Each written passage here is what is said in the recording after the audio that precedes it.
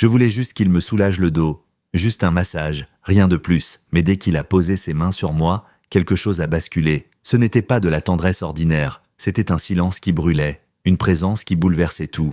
Et moi, trop fatigué pour résister, je me suis laissé aller. Ce que j'ai cru être un instant de réconfort a réveillé une tempête que je gardais enfouie. Et cette nuit-là, tout a changé. Même ce que je pensais savoir de moi, je voulais juste qu'il me soulage le dos, rien de plus. C'était un mardi soir banal, après une journée d'enfer au garage, et j'avais l'impression que mes os grinçaient à chaque mouvement. Gaspard m'a regardé avec ce demi-sourire qu'il sort quand il sent que je suis à bout. « Allez, tourne-toi, laisse-moi essayer un truc. » J'ai ri, un peu nerveusement, puis j'ai cédé. Je n'avais pas la force de dire non. Il a posé ses mains sur mes épaules, pas brutalement, avec cette pression douce qui surprend plus qu'elle ne détend. J'ai fermé les yeux, j'ai senti la chaleur de sa paume se diffuser dans mon dos, comme s'il écoutait quelque chose sous ma peau. Je ne m'attendais pas à ce que ça me bouleverse autant. Ce n'était pas sexuel, pas encore, mais c'était trop intime pour être innocent. Je ne sais pas si c'est lui ou moi qui a changé l'atmosphère. Peut-être les deux, il a murmuré quelque chose, je ne l'ai même pas compris. Mon souffle s'est coupé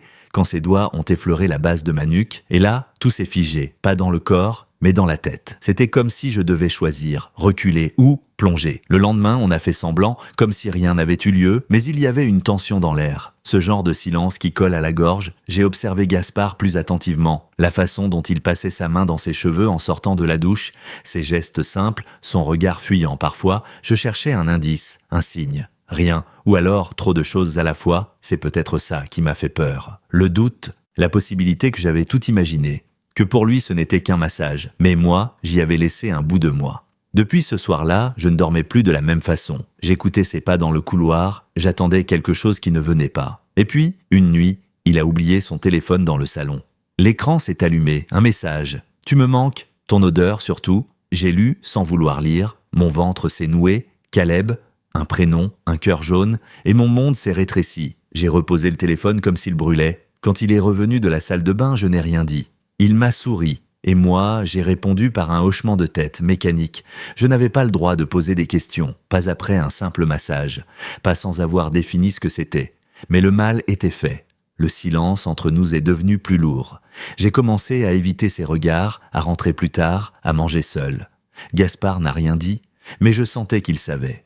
Il essayait parfois de relancer une conversation, de proposer une pizza comme avant, mais quelque chose avait changé. Moi, j'étais devenu celui qui se ferme, qui doute, qui ne veut plus espérer. Et chaque tentative de normalité me rappelait ce qu'on avait frôlé sans le nommer. Je me suis surpris à écrire un message, pas à envoyer, juste une note sur mon téléphone. Je ne sais pas ce que tu ressens, mais moi, je crois que j'ai dépassé la ligne. J'ai effacé 3 fois. Parce que j'avais trop peur d'une réponse honnête, et encore plus d'une absence de réponse. Les jours passaient, identiques, et pourtant déformés. Je faisais semblant de travailler, de manger, de dormir. Mais à l'intérieur, j'étais bloqué sur cette soirée, sur ses mains, sur l'intimité silencieuse qui avait tout déclenché. Je voulais lui parler, mais je ne savais même plus comment l'aborder sans exploser. Et puis, un soir, alors que je rentrais, j'ai entendu de la musique, pas forte mais familière, une playlist qu'il ne mettait que quand il cuisinait pour 2. Je suis entré. Il avait préparé des pâtes, rien de spécial, mais l'odeur m'a coupé le souffle, comme si la normalité faisait plus mal que l'absence. « Tu veux manger ?» a-t-il demandé, sans détourner les yeux de la casserole. J'ai dit oui, presque malgré moi. On s'est assis, face à face, 2 étrangers déguisés en colocataires, et là, j'ai senti que ça ne pouvait plus durer, que le non-dit allait nous écraser si on ne faisait rien. Je l'ai regardé, vraiment regardé, et j'ai compris, lui aussi portait ce poids, il n'était pas indifférent, il était juste perdu. Comme moi. Le dîner s'est terminé sans un mot de trop. Juste les bruits de fourchettes, de verres posés, de respiration retenue. J'ai rangé mon assiette sans le regarder. Il a fait de même. 2 corps qui évitaient de se heurter. Mais les regards, eux, se cherchaient entre les gestes. Ce soir-là, je ne suis pas allé me coucher tout de suite. Je suis resté sur le canapé, à fixer l'écran noir de la télé. Gaspard est passé derrière moi. Il a hésité. Puis il s'est assis au bord du fauteuil. Pas trop près, pas trop loin, comme s'il cherchait la bonne distance pour ne pas me faire fuir. « On peut parler ?» Sa voix tremblait à peine, mais j'ai senti qu'il se forçait. J'ai hoché la tête, sans détourner les yeux, il a attendu quelques secondes, puis il a dit, sans détour, « J'ai senti que tu t'éloignais, et je pense savoir pourquoi. » Je ne bougeais pas. Il a continué. « Caleb, c'est compliqué, on ne se voit plus, mais j'ai pas eu le courage de tout couper, pas encore. » J'ai serré les poings, ce n'était pas une surprise, pas vraiment, mais l'entendre, ça rendait les choses plus réelles, plus douloureuses. « Et moi, dans tout ça ?» ai-je soufflé. Il s'est tourné vers moi. « Toi, Tu m'as fait ressentir des choses que je pensais plus possibles. Mais je suis paumé, Elliot, je sais pas où ça me mène, j'ai peur. Je me suis levé, d'un coup, j'avais besoin de bouger, de respirer, de fuir peut-être. Il n'a pas essayé de me retenir, mais sa voix m'a rattrapé. Dis-moi ce que tu veux. Je suis prêt à entendre, même si ça fait mal. Je me suis retourné. Ce que je veux, que tu choisisses. Que tu sois là, vraiment. Pas entre deux silences. Il n'a rien dit, et ce silence-là a hurlé plus fort que n'importe quel cri. Le lendemain, il est parti tôt. Je ne l'ai pas vu, mais il avait laissé un mot sur la table. On parle ce soir, j'ai ignoré. Je ne voulais plus parler. Je voulais sentir. Et ce que je sentais, c'était le vide. Les jours ont passé. On vivait ensemble sans plus rien partager. Même pas les tâches banales. Il y avait un mur entre nous, invisible, mais épais. Chaque fois que je l'entendais rire au téléphone, je me demandais si c'était encore Caleb. Chaque fois qu'il m'évitait du regard, je me demandais s'il regrettait ce qu'on avait frôlé. Et puis un soir, il est rentré trempé. Il avait oublié son parapluie. J'étais dans la cuisine. Il m'a vu, a hésité, puis est entré. Il a pris un verre d'eau, silencieux, puis il a dit « Tu sais, je crois que j'ai peur de moi plus que de toi. » Je l'ai regardé. Moi, j'ai peur de continuer à espérer. Il a posé son verre, lentement, il s'est approché, un pas après l'autre, et sans un mot, il a tendu la main. Juste ça. Sa main ouverte, fragile. Je l'ai prise, mon cœur battait trop fort. Pas de baiser, pas d'élan, juste cette main dans la mienne. Comme un fil tendu entre deux chutes. Et là, pour la première fois depuis des semaines, j'ai senti qu'on n'était plus dans le flou. Qu'on avançait. Peut-être vers une fin, peut-être vers un début, mais ensemble, cette fois. Je ne sais pas ce qui m'a poussé à serrer sa main ce soir-là, peut-être la fatigue de lutter, peut-être l'envie, même inconsciente, de croire encore à quelque chose. Sa paume était chaude, presque tremblante, et nos doigts sont restés là, entremêlés, plus longtemps que raisonnable. Quand il a fini par me lâcher, c'était comme si quelque chose avait été dit. Sans qu'un mot ne soit prononcé, les jours suivants ont été étrangement calmes, pas légers. Calmes, dans le sens tendu. Comme ces moments avant une tempête où l'air semble chargé de quelque chose d'indéfinissable. Gaspard me regardait différemment. Il ne forçait plus les choses. Il était là, discret, mais présent. Il ne parlait pas beaucoup, mais quand il ouvrait la bouche, ses mots semblaient pesés, choisis. Et moi, je recommençais à espérer. À redouter aussi. Un vendredi soir, j'étais sur le tapis du salon, ordinateur sur les genoux. Mon projet pour la fac ne tenait pas debout. Mon cerveau non plus. J'étais bloqué depuis 1 heure. Gaspard est arrivé avec du pop-corn, 2 verres, il s'est assis sur le canapé, sans rien dire. Je n'ai pas bougé. Il a baissé le volume de la télé, puis il a prononcé mon prénom, juste ça, comme une encre, comme un rappel à la réalité. « Assieds-toi là !» Il a tapoté la place à côté de lui. J'ai hésité, puis je me suis levé. Lentement, je me suis installé à côté, sans le toucher. Il a pris une grande inspiration. Je suis désolé, pour tout ce que je n'ai pas dit, pour tout ce que j'ai laissé en suspens. J'avais peur de te perdre, mais en fuyant, je t'ai quand même perdu. Je l'ai regardé. Il avait les yeux fixés sur ses mains. Le bol de pop-corn tremblait légèrement. « Tu ressens quoi maintenant ?» ai-je demandé. Il a tourné la tête vers moi. Ses yeux étaient humides. Je ressens que je veux être là, avec toi, même si ça me fait flipper, même si je sais pas encore comment faire. Le silence s'est installé, mais cette fois, c'était un silence doux, rassurant. J'ai tendu la main. Nos doigts se sont retrouvés, comme s'ils n'avaient jamais cessé de se chercher. Et c'est là qu'il a bougé, lentement. Il a posé ses lèvres sur ma joue, puis sur mes lèvres.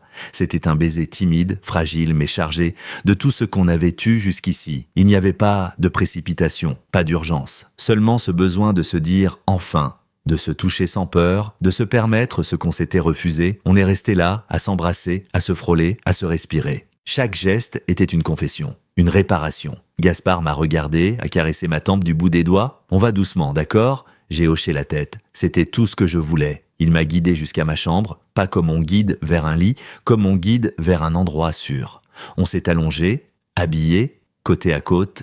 Il m'a pris la main, son pouce dessinait des cercles sur ma peau. Et moi, j'avais l'impression que tout mon corps respirait pour la première fois depuis des semaines. On ne s'est pas dit bonne nuit, on n'en avait pas besoin. Il est resté là jusqu'à ce que je m'endorme, et quand je me suis réveillé au milieu de la nuit, il était toujours là, les yeux fermés, sa respiration calme, sa présence réelle. Le matin, il m'a préparé un café, sans un mot, juste un sourire, un regard qui disait « Je suis encore là », et c'était énorme. Mais cette paix n'a pas duré. Quelques jours plus tard, alors qu'on dînait ensemble, une sonnerie a brisé le moment, son téléphone.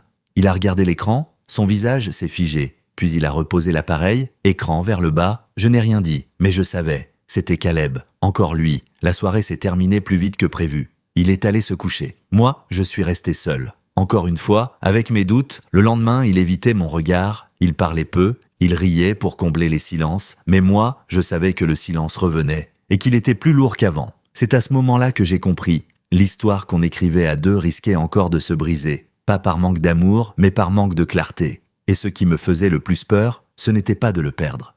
C'était de me perdre moi-même, à force d'attendre. Le silence a recommencé à ronger les murs. Mais cette fois, il n'était pas fait de doute, il était fait de vérité qu'on refusait de nommer. Gaspard et moi, on se croisait sans vraiment se voir. Il laissait des sourires tièdes sur la table, et moi, je répondais par des silences polis. Il y avait dans l'air cette tension sourde, comme si tout pouvait exploser à n'importe quel moment. Je me réveillais le matin avec un poids dans la poitrine, sans savoir s'il venait de l'absence de ses pas ou de la crainte de les entendre. Il chantait encore, parfois, mais sa voix sonnait creuse. Et moi, je faisais semblant d'écouter des podcasts pour éviter de le regarder. Un jeudi soir, on dînait sans appétit, le riz était froid, les mots aussi. Je n'en pouvais plus. Mon estomac noué, ma gorge serrée. Je ne supportais plus cette attente. Alors, j'ai reposé mes couverts et je l'ai regardé droit dans les yeux. On va continuer à faire semblant encore combien de temps ? Il a figé son geste.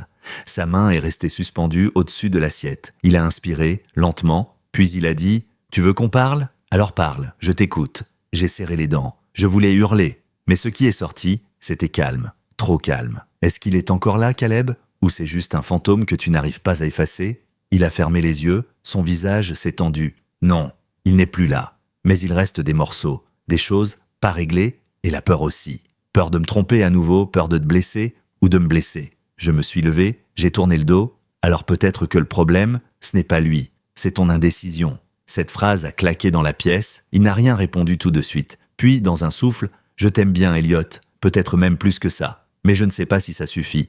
Et là, je l'ai su, ce n'était pas une histoire de sentiments. C'était une histoire de courage. Il n'en avait pas assez, et moi, j'étais fatigué d'espérer pour deux. Le lendemain, il a commencé à vider la salle de bain. D'abord, un flacon, puis deux, des petits gestes qui faisaient de mal. Le salon a perdu ses livres, puis son rire, il ne parlait presque plus. Et moi, je n'avais plus la force de lui demander de rester. Ce n'était pas un départ soudain, c'était un effacement. Lent, méthodique, un bouton de chemise disparu. Une brosse à dents en moins, chaque détail me poignardait en silence. Le dimanche, il a fermé sa valise, il m'a proposé de sortir, comme si de rien n'était. On est allé acheter des ampoules. On a marché côte à côte, on a parlé météo, pris des œufs, rien qui fasse mal, mais tout faisait mal. Même nos rires sonnaient faux. Je me suis surpris à lui voler des regards, à chercher une trace de regret dans ses yeux, mais tout ce que j'y ai trouvé, c'était une sorte de résignation douce. Il savait qu'il partait. Et moi, je savais que je n'allais pas le retenir. Le soir, il est allé se coucher tôt, et le lendemain matin, sa porte était ouverte. Vide, trop bien rangée, comme s'il avait effacé chaque trace de lui. Sur la table de nuit, un mot, froissé, mon initiale pliée dans un coin. Je l'ai ouvert, les mains tremblantes, je sais que j'ai gâché des choses qu'on aurait pu construire. Merci pour chaque seconde à tes côtés. Tu m'as appris plus que tu ne l'imagines. J'espère que tu trouveras quelqu'un qui reste, sans virgule, sans point d'interrogation. Je me suis assis sur le bord du lit, je n'ai pas pleuré, mais quelque chose en moi s'est tu vois, définitivement. Les jours suivants, la maison était pleine de ses absences, l'odeur de ses vêtements, la tasse en trop sur l'étagère, une phrase effacée du tableau noir sur le frigo. Rien de spectaculaire, juste l'écho d'un départ qu'on avait vu venir mais qu'on avait laissé faire. Je n'ai pas parlé de lui à mes amis, je n'ai pas changé le drap du canapé, j'ai laissé son bol préféré dans l'armoire, comme si ça pouvait suffire à me prouver que ce qu'on avait vécu n'était pas un rêve, mais je savais. Ce qui faisait le plus mal, ce n'était pas qu'il soit parti, c'est qu'il n'ait jamais vraiment su rester. Les semaines ont passé lentement. Chaque matin, je me réveillais dans cet appartement trop silencieux. Il n'y avait plus de clés qui tournaient dans la serrure à 23h, plus de chansons mal chantées sous la douche, plus de bols posés au hasard sur le comptoir. Il ne restait que moi et le vide qu'il avait laissé. Au début, je me suis accroché aux traces de lui. Je faisais semblant de ne pas remarquer le cintre vide, de ne pas entendre l'absence. Je rentrais tard, je dormais mal. Tout me rappelait ce qu'on aurait pu être si seulement, mais un jour, sans raison particulière, j'ai rangé la table du salon, vraiment rangée. J'ai mis ses vieilles tasses dans un carton, j'ai effacé son petit mot du frigo. Je n'ai pas pleuré, mais j'ai su, c'était le moment. Je ne pouvais plus vivre dans une pièce figée par quelqu'un qui avait eu peur d'y rester. Et c'est à ce moment-là que j'ai reçu un message, un nom oublié dans mes contacts. Louis M. Salut, je suis tombé sur ton profil. Tu habites toujours à Lyon ? On prend un café un de ces jours ? un ancien camarade de lycée. On s'était croisés il y a des mois à la boulangerie du quartier, on avait échangé quelques mots, un sourire maladroit, sans suite, et là, comme un clin d'œil du hasard, il revenait dans ma vie. Pas avec la promesse de réparer quoi que ce soit. Juste un café, juste un peu de présence. J'ai hésité, mon doigt sur l'écran, mon cœur balançant entre peur et envie. Puis j'ai répondu, pourquoi pas. Je connais un endroit tranquille. On s'est retrouvés un dimanche après-midi. Pas de tension, pas de projection. Il m'a demandé comment j'allais. J'ai dit la vérité, mieux, pas guéri, mais mieux. On a parlé de tout et de rien, il ne cherchait pas à comprendre ce que je venais de traverser. Et c'était peut-être ça, le plus apaisant. Il n'attendait rien, il était juste là. En rentrant, je me suis surpris à sourire. Pas parce que Louis allait remplacer Gaspard, mais parce que, pour la première fois depuis longtemps, je ne regardais plus en arrière, j'avais survécu à un amour qui n'a pas tenu, et c'était déjà énorme. J'ai compris que certains liens ne sont pas faits pour durer, mais ils laissent des empreintes. Et parfois, ces empreintes, si on les regarde autrement, deviennent des repères. Gaspard m'a appris que je pouvais aimer, que je pouvais être vulnérable et que ce n'était pas une faiblesse. Que même les gestes simples, un massage, un regard, une tasse de thé, pouvaient contenir des mondes. Il m'a aussi appris qu'aimer, parfois, c'est aussi savoir lâcher. Accepter que l'autre ne puisse pas donner autant qu'on espérait. Accepter que ce ne soit pas une faute. Juste une différence de moment, de force, de courage. Aujourd'hui, je suis seul, mais je ne suis plus vide. Je me réveille avec mes propres silences et je ne les crains plus. Je cuisine pour moi sans attendre qu'une clé tourne. Je bois mon café lentement. Je regarde le soleil glisser sur le mur sans espérer une voix derrière moi. Et c'est suffisant. Je ne sais pas si Louis deviendra quelque chose, ce n'est pas la question. L'important, c'est que je suis prêt à écouter à nouveau, à parler, à laisser entrer quelqu'un, pas pour remplir un manque, mais pour partager un peu de lumière. Gaspard m'a quitté, mais je ne me suis pas abandonné. Et ça, c'est déjà une victoire.